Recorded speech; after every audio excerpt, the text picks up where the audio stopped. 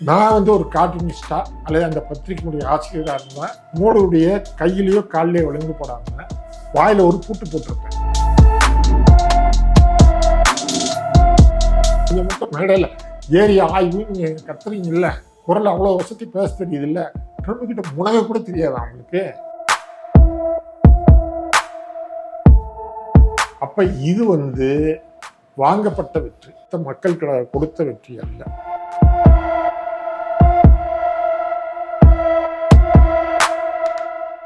அறம் தமிழ் நேயர்களுக்கு இனிய வணக்கம். இன்றைய நடப்பு நிகழ்வுகள் குறித்து பேசுவதற்கு அறம் இணைய இதழின் ஆசிரியரும் மூத்த பத்திரிகையாளருமான திரு சாவித்ரி கண்ணன் அவர்கள் இணைந்திருக்கிறார். சார் வணக்கம். வணக்கம்.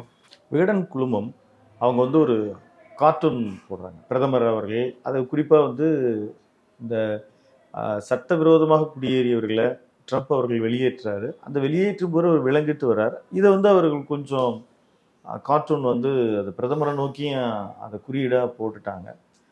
அதற்கு எல்லாருமே எதிர்ப்பு தெரிவித்தாங்க, இது பத்திரிகை தர்மம் இல்லைன்னு. அதை தொடர்ந்து இன்றைக்கி அவங்களோட வெப்சைட் இதெல்லாம் எதையும் பார்க்க முடியாத ஒரு சூழல் இருக்குது. இது விகடனுடைய நடவடிக்கையும் அதற்கு எதிரொலி வினை நடவடிக்கையும் எப்படி பார்க்குறீங்க சார்? இப்போ அந்த கார்ட்டூன் எடுத்துக்கிட்டிங்கன்னா பக்கத்தில் இவரும் பக்கத்தில் உட்காந்துருக்காங்க, மோடியும் ட்ரம்ப்பும் பக்கத்தில் உட்காந்துருக்காங்க. ட்ரம்ப் சிரிச்சுக்கிட்டு ஏதோ பேசுகிறாரு. ஆனால் மோடியினுடைய கைகள்லையும் கால்கள்லையும் விலங்கு போடப்பட்டு அவர் ஒரு அதிருப்தியாக அவரை பார்த்துட்டு இருக்காரு. ஒரு அதிர்ச்சியாகவும் அவர் பார்த்துட்டு இருக்காரு. இந்த கார்ட்டூன் எந்த சூழலில் போடப்படுதுன்னு கேட்டிங்கன்னா, அமெரிக்காவில் ட்ரம்ப் ஆட்சிக்கு வந்த உடனே சட்டவிரோதமாக குடியேறியவர்களை திருப்பி அனுப்புறேன்னு சொன்னார். அது அந்த நாட்டினுடைய ஒரு டிசைட் பண்ணுறாங்க. அது ஒரு தப்புன்னு நம்ம சொல்ல முடியாது. சட்டவிரோத குடியேறியவர்களை எந்த நாடுமே தான் வெளியேற்றும். அதில் தப்பு கிடையாது. இந்தியாவுக்கும் அந்த மாதிரி செஞ்சுருக்காங்க. ஆனால் அப்படி அனுப்பப்படுகிறவர்களை மிகவும் அவமானப்படுத்தி கை காலில் விழுங்கிட்டு 48 மணி நேரம் அவங்கள வச்சுருந்தா அவங்க பாத்ரூமுக்கு டாய்லெட்டுக்கெல்லாம் போகிறதுக்கு கூட அதோட தான் போகிற மாதிரி ஒரு சூழலை ஏற்படுத்தி அவங்கள விமானத்தில் ஏற்றி அனுப்புறீங்க. இதுதான் ரொம்ப சங்கடமாக ஒரு ஃபீல் பண்ண வச்சது. இது இந்திய பாராளுமன்றத்தில் பெரிய அளவில் எதிர்கட்சிகள் இதை பேசினாங்க. இந்தியா முழுக்க இது கொந்தளி சேர்ந்துருச்சு. ட்ரம்பனுடைய உருவ உண்மையெல்லாம் எதிர்த்தாங்க. இந்த உணர்வுகளை கொஞ்சம் கூட ஆட்சியில் இருக்கக்கூடிய பிஜேபி புரிஞ்சுக்கிச்சாங்கன்னு தெரியல. நீங்கள் ட்ரம்ப்பை எதிர்த்து பேசாட்டியும் கூட ஒரு ரிக்வெஸ்ட் வச்சுருக்கலாம். நீங்கள் யாரை வெளியேற்றணும்னு நினைக்கிறீங்களோ நாங்களே அவங்கள எடுத்துக்கிறோம், நாங்கள் விமானம் அனுப்பி நாங்களே அவங்கள இந்தியாவுக்குள்ளே கொண்டு வந்துக்கிறோம், அவங்கள அவமானப்படுத்தாதீங்கன்னு சொல்லியிருக்கலாம். அவர் மறுக்கப்படுறது கிடையாது. அவர் மறுத்தாருன்னா அதை நீங்கள் இன்னும் கொஞ்சம் ஸ்ட்ராங்காகவே சொல்லலாம். நீங்கள் தயவுசெய்து அவமானப்படுத்தாதீங்க. ஏன்னா அது மாதிரி இன்னொரு மெக்சிகோன்ற ஒரு நாடு அதே மாதிரி தான் செஞ்சாங்க, கொலம்பியாவையும் செஞ்சாங்க. சரியா? இதை ஏன் செய்கிறதுக்கு தைரியம் இல்லைன்னு தெரியல.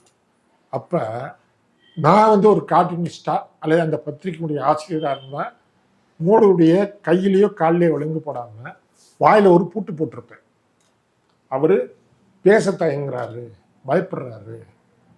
ஏன்னா பின்னாடி இந்தியர்கள் கையும் காலும் வழங்கிட்டு போய் விமானத்தில் ஏறிக்கிட்டு இருக்கா மாதிரியும், அவர் அங்கே இருக்கிற அதே நேரத்தில் ட்ரம்போட பேசிக்கிட்டு இருக்க அதே நேரத்தில் இவங்க கையையும் காலையும் விலங்கு போட்டு ஏற்றப்படுறாங்க. இந்திய பிரதமர் அமெரிக்காவில் இருக்கிறதுக்கு என்ன அர்த்தம் இருக்கு? பேச்சுவார்த்தை நடத்துறதுல என்ன அர்த்தம் இருக்கு? இது ஒவ்வொரு இந்தியனையும் கொந்தளிக்க வைக்குது. ஒரு இரு நாட்டு அதிபர்கள் சந்திக்கும் போது சில நேரங்களில் நல்லெண்ணத்தின் அடிப்படையில் கூட சில பேர் ரிலீஸ் பண்ணுவாங்க. ஆமாம், நடந்திருக்கு உண்டு. ஆமாம். அப்படின்னும் போது நீங்கள் கேட்டுக்கலாமே, இந்த மாதிரி பண்ணாதீங்கன்னு சொல்லி கேட்டுக்கலாமே.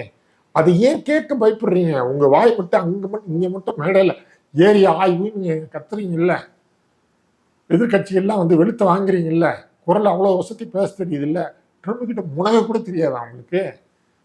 அப்படி வாய் பம்மிக்கிட்டு இருக்கு.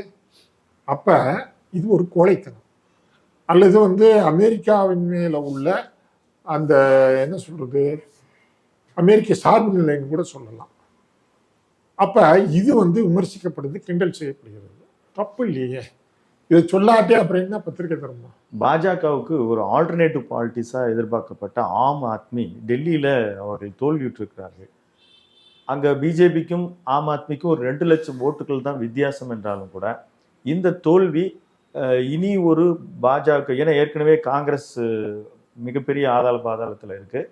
இந்த ஆம் ஆத்மி ஆல்டர்னேட்டிவ் பாலிட்டிக்ஸ் பண்ணுவாங்கன்னு எதிர்பார்க்கப்பட்ட நிலையில் அவர்களுடைய தோல்வியை நீங்கள் எப்படி பார்க்குறீங்க? சார், இப்போ இந்த தோல்விக்கு முன்னாடி நடந்த சில விஷயங்களை நம்ம கவனத்தில் கொள்ளணும்.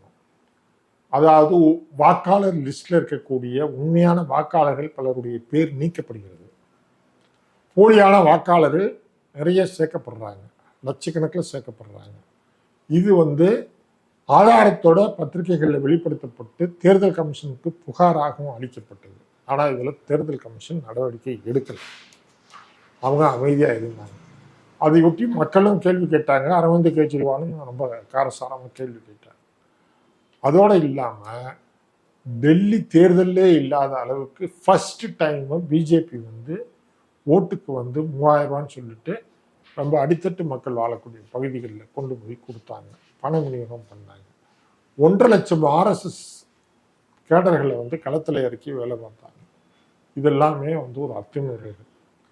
இத்தனையும் செஞ்சு இவிஎம் மிஷினில் கோல்மாலும் பண்ணி வெறும் 2 லட்சம் ஓட்டில் தான் வந்து லீடில் இருக்கிறாங்க, நீங்களே சொன்னீங்க. அப்போ இது வந்து வாங்கப்பட்ட வெற்றி, கிடைத்த மக்கள் கொடுத்த வெற்றி அல்ல. இது வந்து நான் வந்து உறுதிப்பட சொல்ல முடியும். ஆனால் அதே சமயத்தில் ஆம் ஆத்மி கட்சி என்ன கொஞ்சம் அலட்சியமாக இருந்துட்டாங்க. பல விஷயங்கள்ல அவங்க வந்து ஒரு எச்சரிக்கையாக இருந்திருக்கணும். நம்ம வந்து பெரிய அளவில் வந்து இந்த ஆட்சியாளர்களால் கண்காணிக்கப்படுறோம். ஆகவே நம்ம வந்து மக்களும் நம்மளை பெரிய அளவில் நம்பி இருக்கிறாங்க. ஏன்னா அகில இந்திய அளவில் பார்த்தீங்கன்னா பிஜேபிக்கு சவாலாக இருந்த ஒரே கட்சி ஆம் ஆத்மி தான்.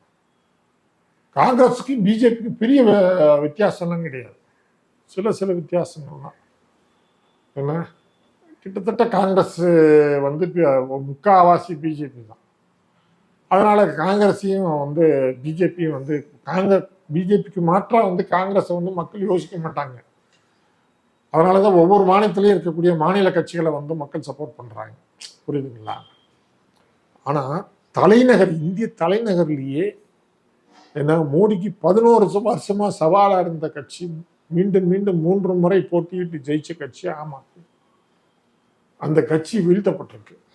அது வந்து உண்மையிலே ஜனநாயகத்துக்கு கிடைத்த ஒரு பெரிய பின்னடைவாக தான் நான் பார்க்குறேன். மிக்க நன்றி சார், உங்கள் கருத்து பதிவுக்கு. மீண்டும் ஒரு நல்ல சந்தர்ப்பத்தில் சந்திப்போம். நன்றி, வணக்கம். நன்றி, வணக்கம். நேயர்களே, தொடர்ந்து இணைந்திருங்கள் அறம் தமிழ். நன்றி, வணக்கம். மிக்க நன்றி சார், உங்கள் கருத்து பதிவுக்கு. மீண்டும் ஒரு நல்ல சந்தர்ப்பத்தில் சந்திப்போம். நன்றி, வணக்கம். நன்றி, வணக்கம். நேயர்களே, தொடர்ந்து இணைந்திருங்கள் அறம் தமிழ். நன்றி, வணக்கம்.